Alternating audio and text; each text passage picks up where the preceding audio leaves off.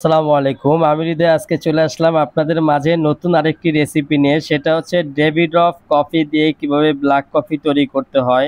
আমি কাপটাকে ১ম এ পরিষ্কার গরম পানি দিয়ে খুব ভালোভাবে ধুয়ে নিয়েছি।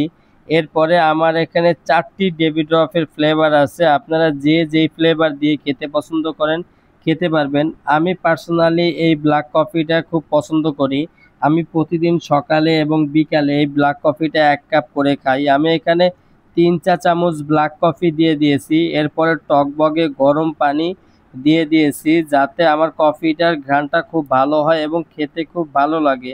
আপনারা চাইলে আপনাদের পছন্দ অনুযায়ী কিছু কম বেশি করেও দিতে পারেন। আমি বলছি না যে আমার মতো হুবহু করে দিতে হবে। এরপরে আমি কফিটাকে সুন্দরভাবে হ্যান্ড ব্লেন্ডার দিয়ে বিট করে নিব যাতে কফিটা খুব ভালোভাবে মিক্স হয়।